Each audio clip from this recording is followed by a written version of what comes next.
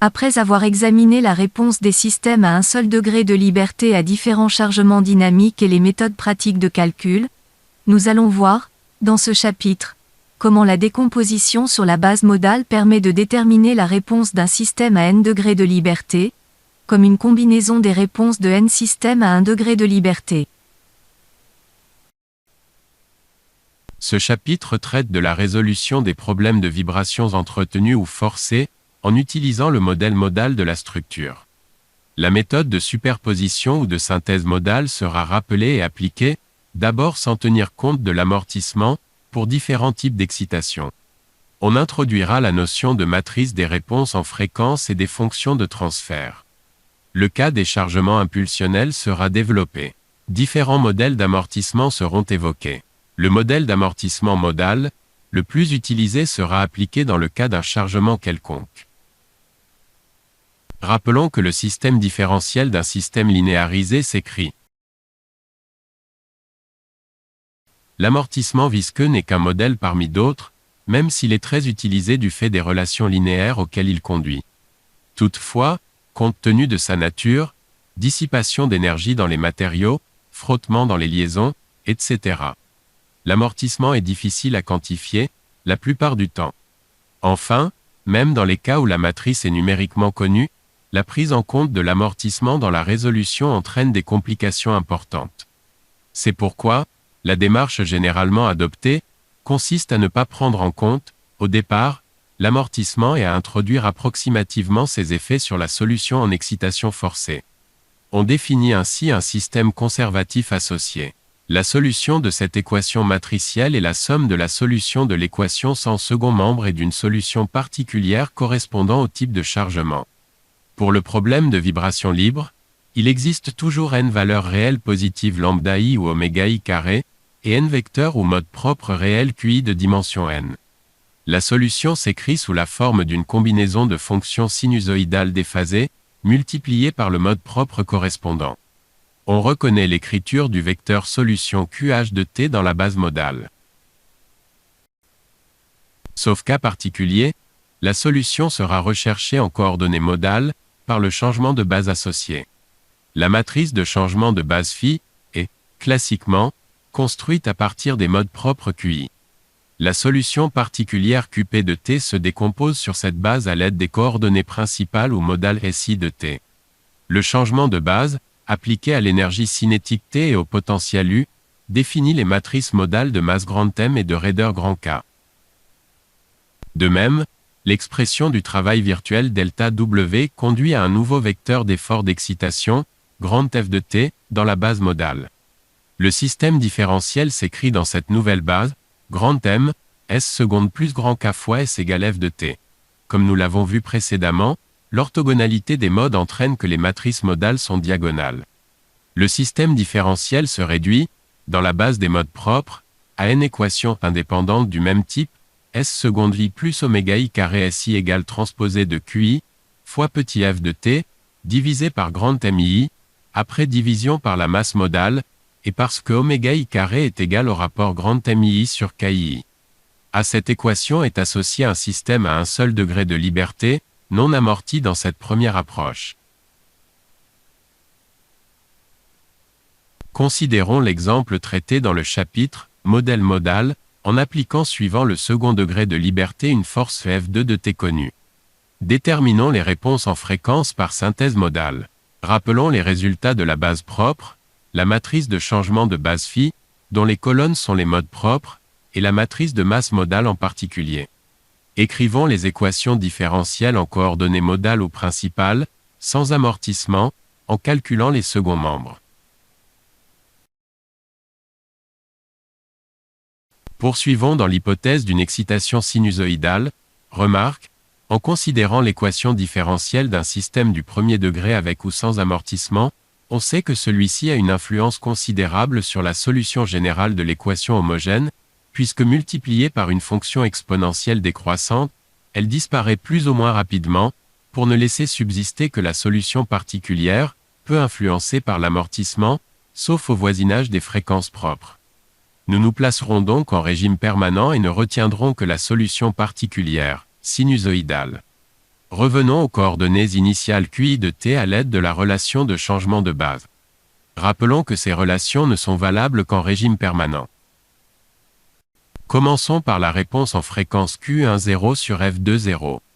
Traçons les courbes correspondantes par leur module en décibels, ainsi que leur phase. En effet, pour être complet, il convient de tracer également les courbes de phase, afin de conserver les signes. Un signe positif correspond à une phase de 0 degré et un signe négatif à une phase de plus ou moins 180 degrés. La courbe de module présente 3 résonances, aux fréquences propres, et une seule antirésonance. Remarque, en pratique, les résonances et antirésonances ne sont pas infinies, et les valeurs numériques trouvées dépendent directement de la résolution du tracé, c'est-à-dire de la valeur du pas de calcul. On voit donc que le modèle non amorti ne convient pas pour une excitation à une fréquence très proche d'une fréquence propre. Continuons par la réponse en fréquence Q20 sur F20. La courbe de module présente toujours 3 résonances aux mêmes fréquences propres et 2 antirésonances.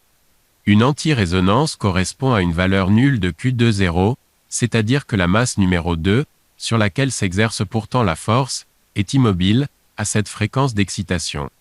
On peut imaginer que cette propriété va être exploitée dans les systèmes antivibratoires. On peut vérifier, par exemple, que la fréquence propre du système masse ressort numéro 3, bloqué sur la masse numéro 2, immobile, est égale à 0,092 Hz, ce qui correspond à la première antirésonance.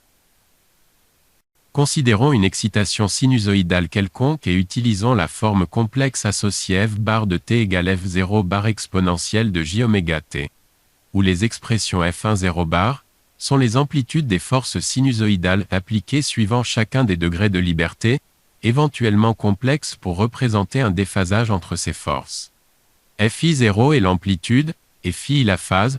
On est ramené à la résolution d'un système à un degré de liberté avec excitation sinusoïdale, QI transposé, fois f0 bar exponentielle de j⍵t divisé par la masse modale MI.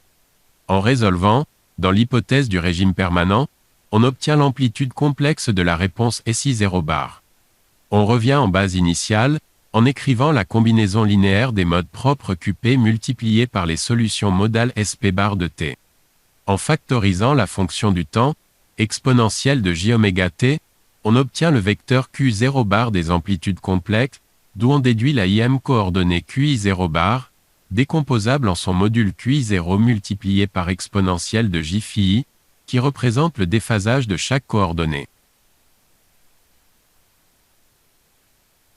Il y a résonance, simultanée, sur tous les degrés de liberté. Pour oméga tendant vers oméga h, c'est-à-dire vers une des pulsations propres, le terme d'indice P égale h de chaque réponse QI0 tend vers l'infini, donc toutes les amplitudes QI0 des mouvements de la structure deviennent infinies simultanément. On dit qu'il y a résonance. Les fréquences de résonance sont égales aux fréquences propres. Au voisinage d'une fréquence propre, la déformée de la structure est conforme au mode propre correspondant, si celui-ci est découplé.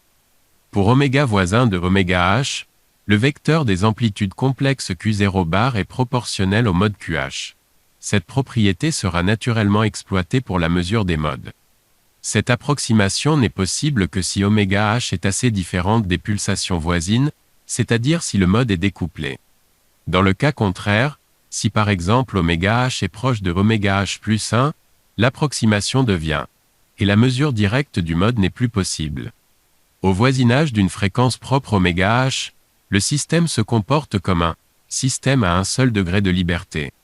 L'amplitude complexe QI0 bar est une fonction de oméga identique à celle du système à un seul degré de liberté SH0 bar. Comme c'est également vrai pour tous les degrés de liberté, on peut dire que c'est l'ensemble de la structure qui se comporte comme un système à un seul degré de liberté. On verra que cette propriété sera utilisée pour introduire l'amortissement sous forme modale. Illustrons cette dernière propriété en introduisant la notion de troncature modale. Comparons les graphes de Q10 sur F20 à 3 modes et son premier terme, soit S10 sur F20. On constate effectivement que les courbes coïncident au voisinage de la première fréquence propre et que la réponse complète est assimilable à celle d'un système à un degré de liberté pour oméga inférieur à 0,44 radians par seconde, fréquence inférieure à 0,07 Hz. Généralisation. Si on souhaite représenter la fonction au-delà de cette limite, il conviendra de prendre en compte un terme supplémentaire, par exemple pour une troncature à deux termes de Q10 sur F20. On constate effectivement que l'approximation des deux premiers modes est valable pour oméga inférieur à 1,03 radians par seconde, fréquence inférieure à 0,165 Hz. Même constat pour Q20 sur F20.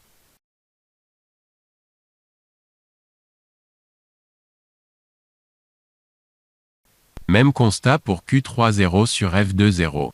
Cette approximation qui consiste à retenir un nombre limité de modes dans les expressions des réponses, est appelée troncature de la base modale. Elle est indispensable pour permettre un calcul rapide des réponses. Considérons une autre forme des relations entre le vecteur Q0 bar des réponses et F0 bar des excitations sinusoïdales de même fréquence. Évaluons QP multiplié par QP transposé. On obtient une matrice dont le terme d'indice I est J et QPI fois QPJ, qui est une matrice redondante, puisque ces n carrés termes se calculent à partir des n coordonnées de QP. On obtient donc une relation entre Q0 bar et F0 bar faisant intervenir une matrice dite matrice des réponses en fréquence dont le terme d'indice I et J est égal à la somme suivant l'indice de mode, P des termes QPI fois QPJ divisé par la masse modale MPP fois oméga P au carré oméga au carré. Interprétation. Considérons temporairement le cas d'une excitation suivant un seul degré de liberté, J, et déterminons la réponse suivant le IM degré de liberté. La fonction HIJ de oméga est par définition la réponse en fréquence du degré de liberté, I, pour une excitation unique appliquée suivant le degré de liberté, J. H de oméga est appelée matrice des réponses en fréquence. Elle permet de calculer les amplitudes, complexes, des réponses en fonction des amplitudes, complexes, des forces d'excitation, pour une excitation sinusoïdale. HIJ de oméga est la généralisation de la notion de coefficient d'influence. D'ailleurs, H de 0 est égal à la matrice des coefficients d'influence, inverse de la matrice de rigidité. Le système est sollicité par un mouvement x de t, imposé à sa base. En mouvement relatif, chaque masse est chargée par la force d'inertie d'entraînement. D'où le vecteur chargement F0 sinus de oméga t. C'est le cas d'une excitation sinusoïdale quelconque, d'où la réponse d'amplitude Q0 bar, obtenue en multipliant F0 bar par H de oméga. Par exemple, calculons Q20 bar, pour oméga égale à 2.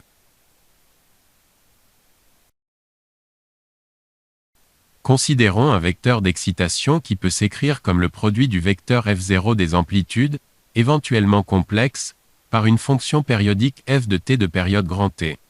La fonction f de t peut être écrite sous forme de la somme d'une série de Fourier, de valeurs moyennes fm, et de termes génériques ck, fois, cosinus de 2k, pi, t, sur grand T, plus la phase phi k.